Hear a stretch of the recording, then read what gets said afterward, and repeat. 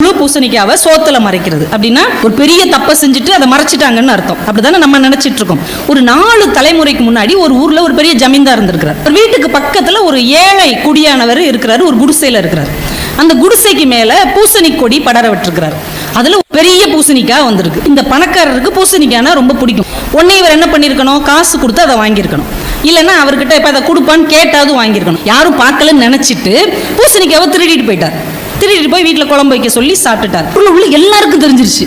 அதுக்கப்புறம் ஊரில் உள்ளவங்க இவங்க வீட்டையே எப்படி அடையாளம் சொல்ல ஆரம்பிச்சிட்டாங்கன்னா, இந்த பூசணிக்காய் திருநாங்கல்ல அந்த வீடு. எங்கள் சித்தப்பா எங்கே இருக்காரு தெரியுமா, அந்த பூசணிக்காய் திருநாங்கல்ல அவங்களுக்கு பின்னாடி தெருவில் தான் இருக்காங்க. பூசணிக்காய் திருநாங்கல்ல அவங்க வீட்டுக்கு எதிர்த்த வீட்டில் போய் லெஃப்ட்டில் போனீங்கன்னா அந்த டியூஷன் சென்டர் தான். இந்த பூசணிக்காய் திருநாங்களங்க அவங்களுக்கு அடுத்த தெருவில் தான் அந்த சைக்கிள் கடை இருக்குது.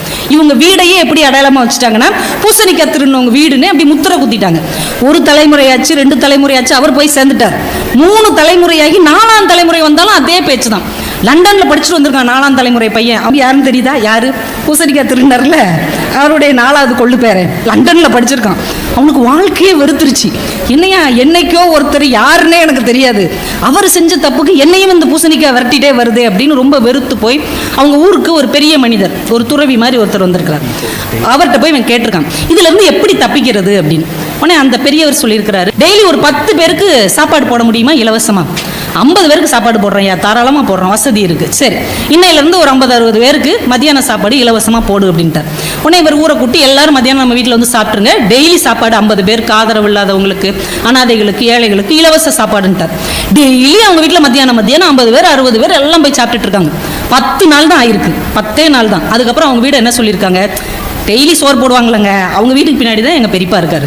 எங்க டெய்லி வந்தவங்களுக்குலாம் சாப்பாடு போடுவாங்களா, நாங்களும் அங்கே தான் சாப்பிடுவோம், மத்தியான சாப்பாடு பக்கத்தில் தானே இருக்கிறோம், அதுக்கு எதுக்கு தான் அந்த பெட்டி கடை இருக்கு, டெய்லி சோறு போடுவாங்கல்ல அவங்க வீட்டுக்கு பக்கத்தில் தான் நாங்கள் இருக்கோம். 10 நாளில் பூசணிக்காய் திருடின வீடு எப்படி ஆயிடுச்சு, டெய்லி சோறு போடுறவங்க வீடு ஆயிடுச்சு. இதுதான் முழு பூசணிக்காவை சோற்றில் மறைத்த கதை. இப்ப எப்பயுமே தீமைகளால் அழிக்கவே முடியாது, தீமைகளை நன்மை செய்வதன் மூலமாகத்தான் மாற்ற முடியும் என்பதற்காகத்தான் முழு பூசணிக்காவை சோற்றில் மறைச்ச கதை அப்படின்னாங்க.